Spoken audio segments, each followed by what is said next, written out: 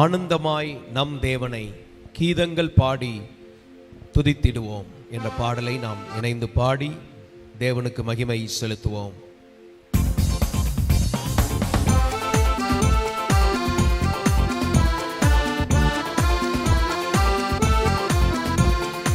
ஆனந்தமாய் நம் தேவனை கீதங்கள் பாடி துதித்திடுவோம்.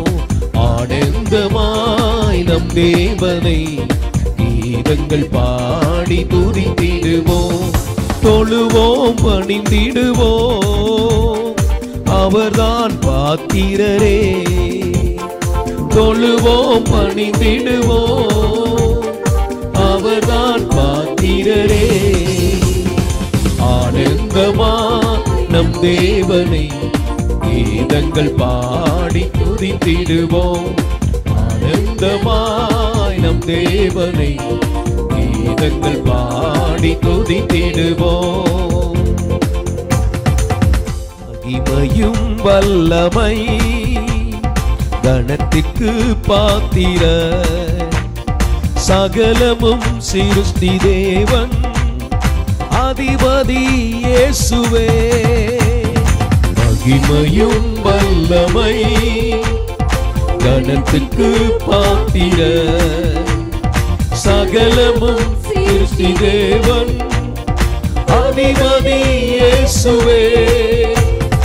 பரிசுத்தர் இயேசு பரிசுத்தர், பாத்திரர் இயேசு பாத்திரரே.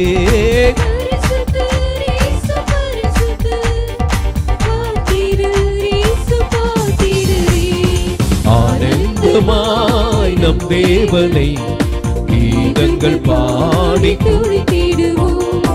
ஆனந்தமாய் நம் தேவனை கீதங்கள் பாடி துதித்திடுவோம்.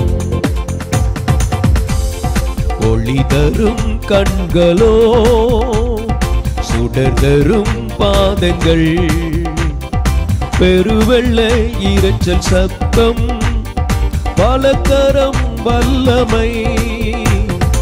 ஒளி தரும் கண்களோ, சுடர் தரும் பாதங்கள், பெருவெள்ள இரைச்சல் சத்தம், பலதரம் வல்லமை. சிறந்தவர் அழகில் சிறந்தவர், துதிகளை செலுத்தி தொழுதிடுவோம். சிறந்தவர் அழகில் சிறந்தவர், துதிகளை செலுத்தி தொழுதிடுவோம். ஆனந்தமாய் நம் தேவனை கீதங்கள் பாடி துதித்திடுவோம். ஆனந்தமாய் நம் தேவனை கீதங்கள் பாடி துதித்திடுவோம். ஜீவன்கள் மூப்பர்கள் தூதர்கள் யாவரும் பணிந்திடும் தேவன் நீரே, பரிசுத்தர் இயேசுவே.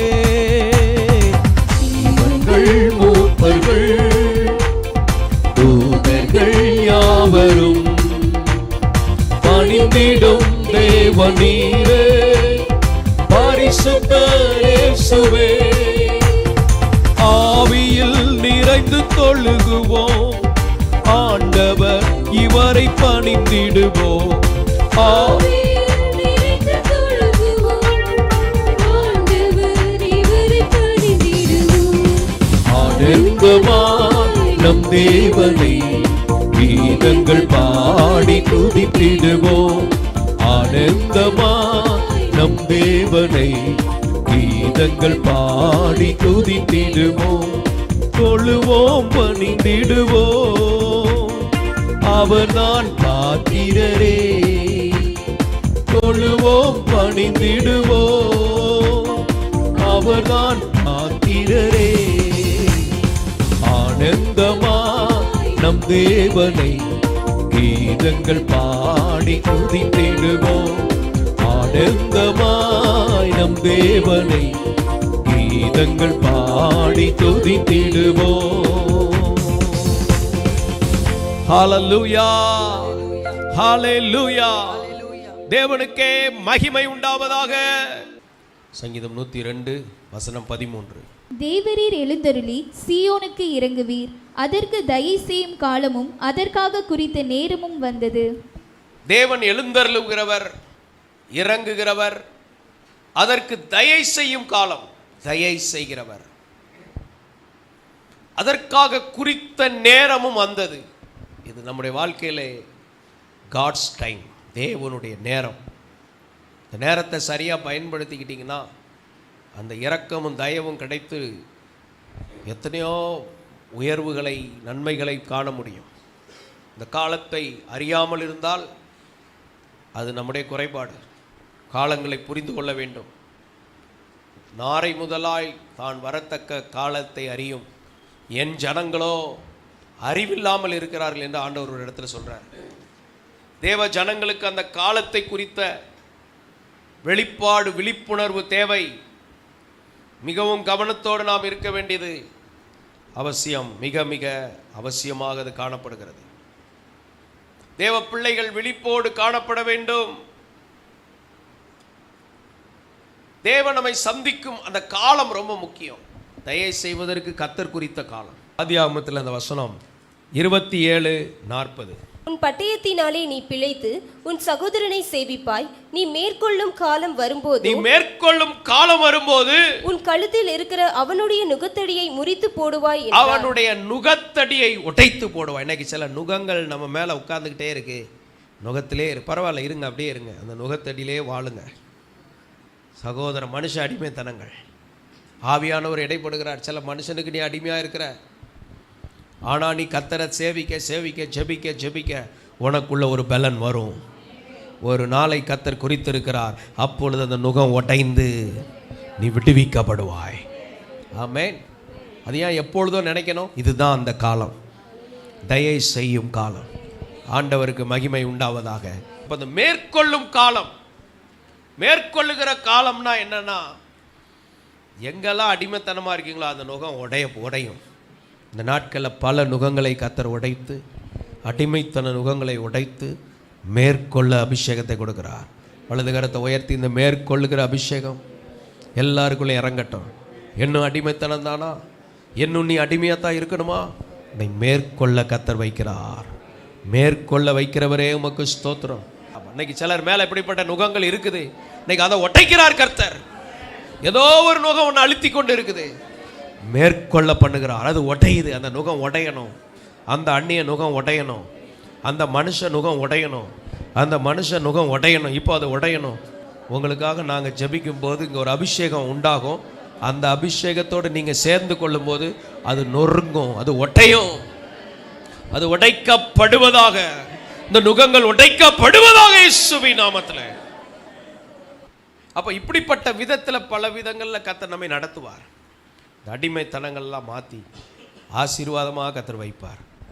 நான் ஆசீர்வாதமாக இருப்பேன். நான் இந்த பட்டணத்தில் ஆசீர்வாதமாக இருப்பேன். நான் வெளியிலும் ஆசீர்வாதமாக இருப்பேன். இந்த மாவட்டத்திலும் கர்த்தர் நம்மை ஆசீர்வதிப்பார். இந்த மாவட்டத்திற்கு வெளியிலும் கர்த்தர் நம்மை ஆசீர்வாதமாக. இன்னைக்கு என்ன, கர்த்தருடைய காட்ஸ் டைமை தான் நம்ம பார்த்து கொண்டிருக்கிறோம். தேவனுடைய நேரம் ரொம்ப முக்கியம். அந்த நேரம் வந்திருக்குது. இந்த நேரத்தை ரொம்ப அலர்ட்டாக இருக்கணும். காலத்தை தவற விட்டுறக்கூடாது. காலத்தை விட்டுட்டிங்கன்னு வைங்களேன், அப்புறம் பின்னால் தேடி கிடைக்காது. கர்த்தர் ஒரு நாட்களில் நல்லா ஆசீர்வதிப்பார். அந்த காலங்களில் ஆசீர்வாதத்தை கரெக்டாக சம்பாதிச்சா வாங்கிக்கலாம். அப்புறம் ஒரு காலம் வரும், அப்புறம் என்ன தேடினாலும் கிடைக்காது.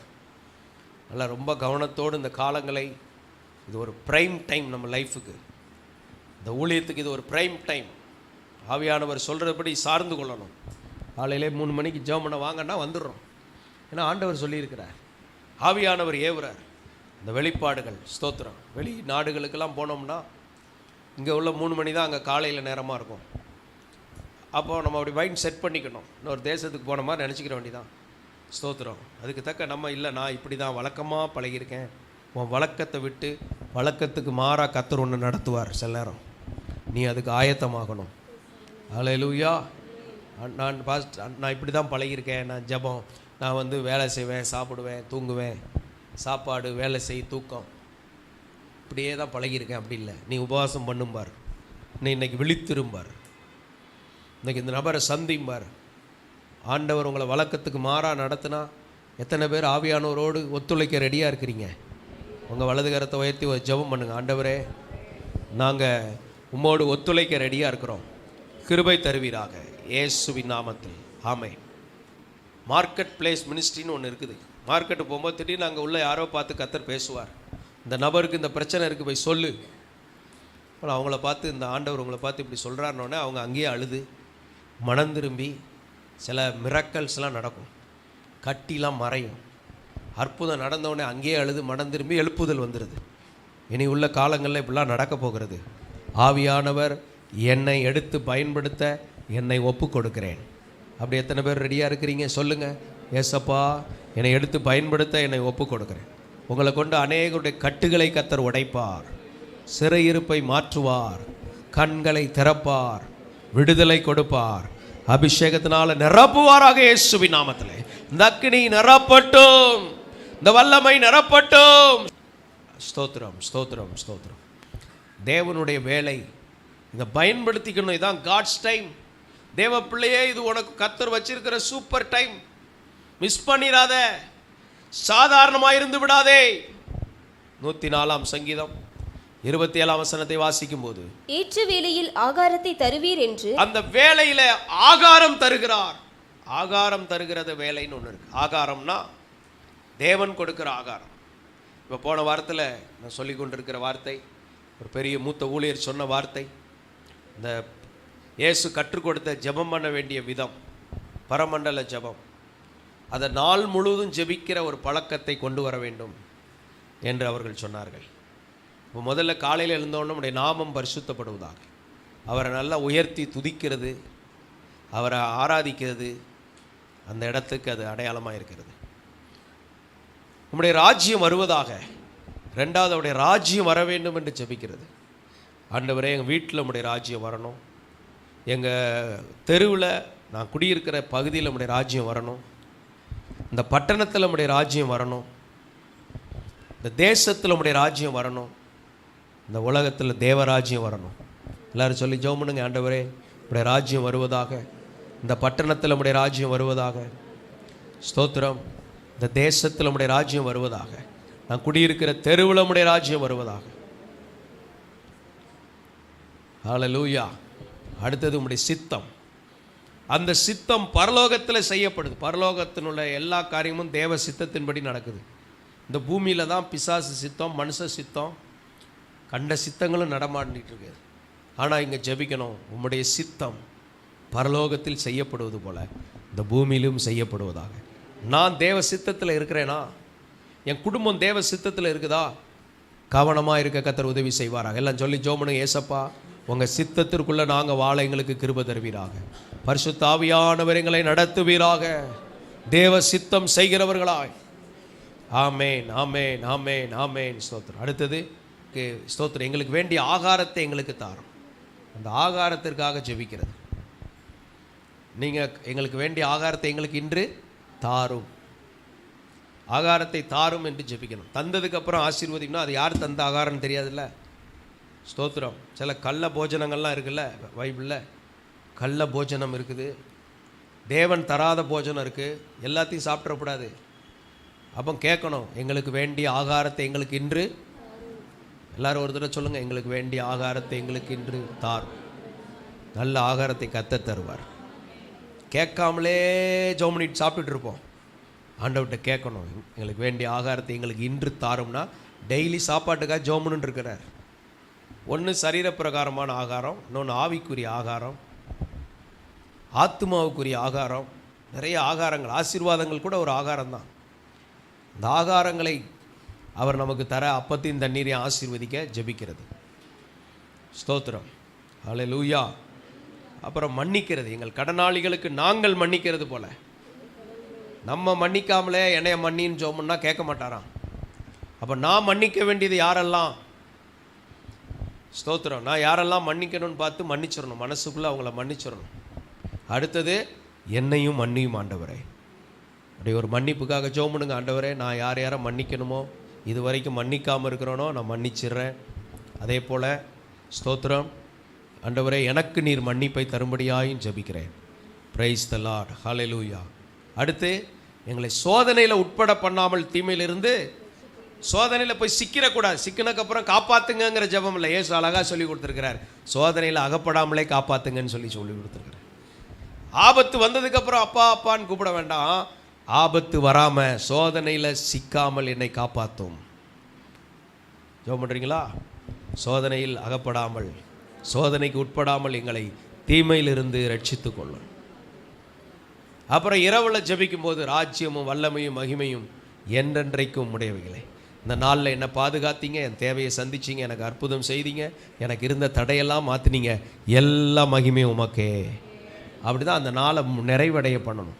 இப்போ காலையில் ஆராதனையில் ஆரம்பித்து சாயங்காலம் மகிமையை செலுத்தி முடிக்கணும்.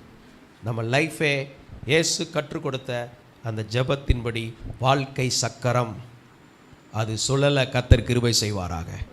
ஆமென். சொல்கிறது புரியுதா? அல்லேலூயா.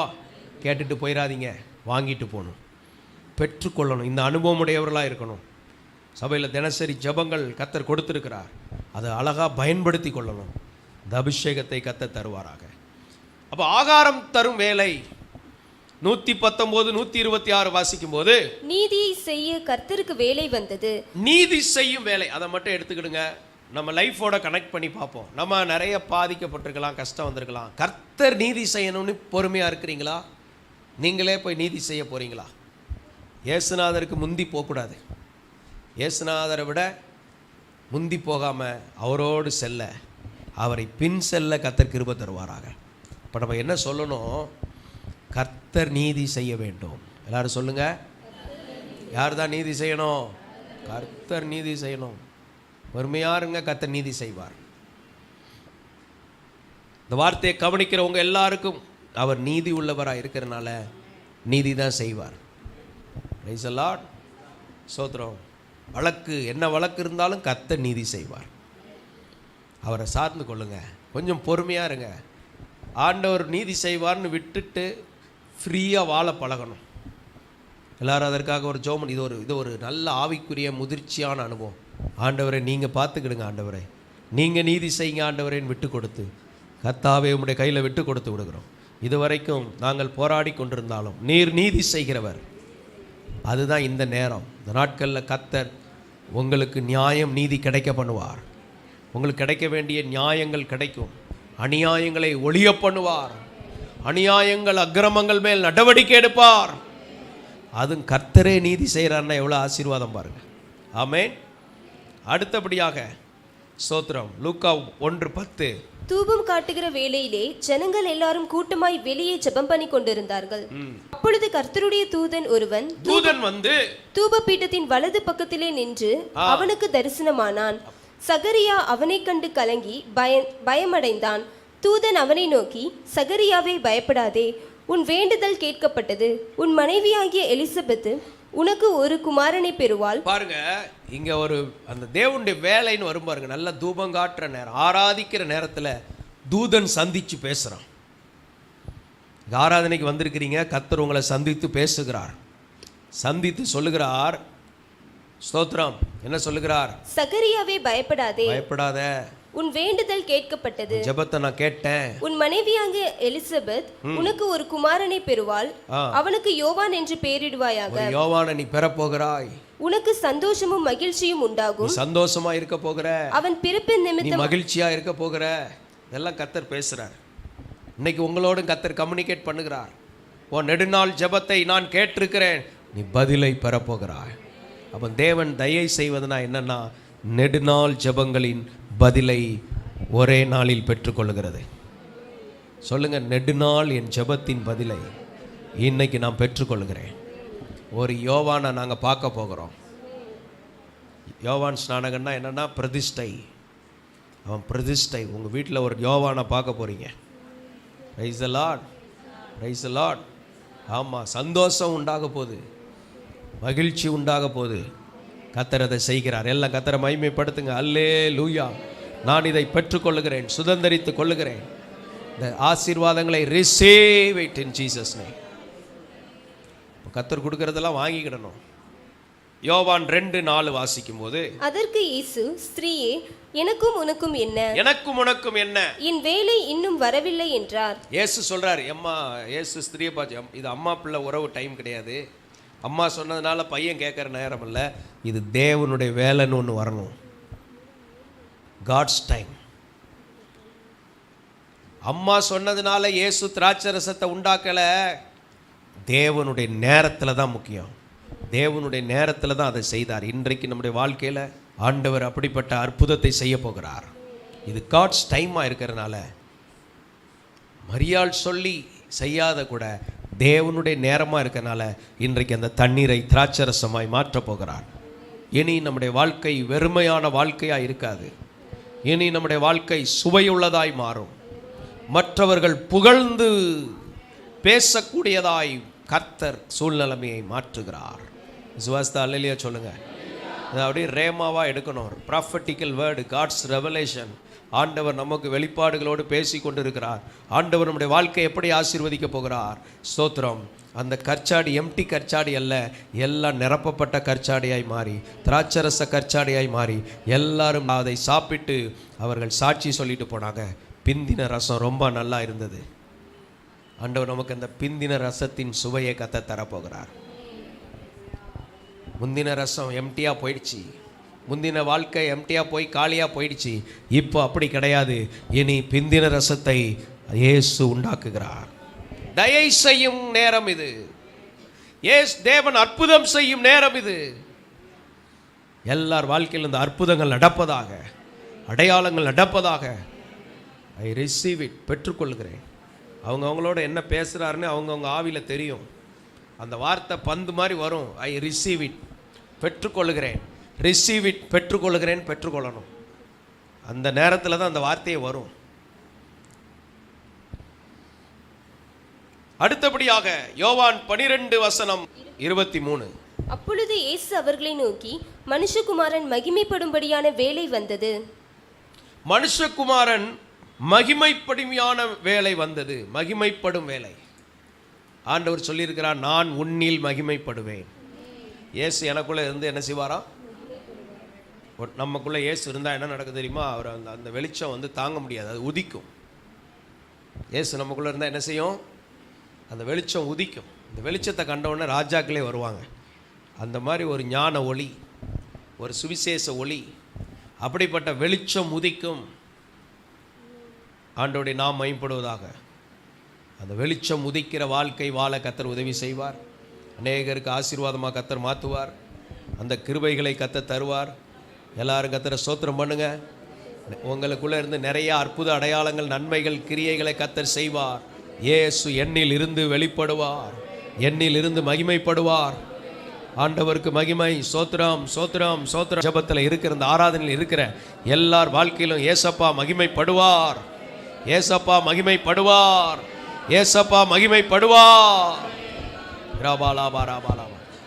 ஆமென், ஆமென். மானிடர் யாவரும் காண்பார்கள், ஏகமாய் காண்பார்கள். மானிடர் யாவரும் காண்பார்கள், ஏகமாய் காண்பார்கள். அப்போ அந்த மகிமை வெளிப்படும். அப்படிப்பட்ட நிறைவை கர்த்தர் தருவார். கர்த்தர் உங்களோட பேசியிருக்கிறார். அதை பெற்றுக்கொண்டு மகிமையாய் வாழ கர்த்தர் உதவி செய்வாராக. நல்ல பிதாவே, இந்த ஆராதனைக்கு வந்த ஒவ்வொருவரையும் ஆசீர்வதிங்க. இப்படிப்பட்ட நிறைவான கிருபைகளை காண உதவி செய்யும். மகிமைப்படும் சம்பூர்ண கிருபைகளை தாரும். இயேசுவின் நாமத்தில் பிதாவே, ஆமென். திருச்சியில் விடுதலை உபவாச ஜெபம். நாள் மே 11ஆம் தேதி சனிக்கிழமை. நேரம் காலை 10 மணி. இடம் ஏஜி பிளெஸிங் சென்டர், 116 காவேரி நகர், பீமா பிளாஸ்டிக் கம்பெனி அருகில், அரியமங்கலம், திருச்சி 10. தேவ செய்தியாளர்கள் பிரதர் பி. ஜான் இருதயராஜ் அவர்கள், James Ministries, Chennai. Brother Jesudasan, James Ministries. சிறப்பு ஜெபம் ரெவரன் டி. ஜெபராஜ் அவர்கள், Rock City AG church, Trichy. வாழ்க்கையில் வீழ்ச்சியா? வாழ வழி தெரியாமல் வதைக்கப்படுகிறீர்களா? மனநோயினால் அவதியா? பில்லி சூனிய கட்டுகளா? தொழில் முடக்கமா? இயேசு விடுதலை கொடுக்கிறார். விடுதலை பெற உங்களை அன்புடன் அழைக்கிறோம். Rock City AG Church. Service timing Sunday morning 5 a.m., 7 a.m., 9 a.m. and 11 a.m. Evening 6:30 p.m. Branch Church AG Blessing Center. Sunday morning service 9 a.m. near Ariyamangalam EB Office Street, Thidir Nagar Road. Our address AM Plaza, number 8/1, second floor, opposite Sidambaram Mahal, Trichy 620002. Cell phone 99 7 660 7364.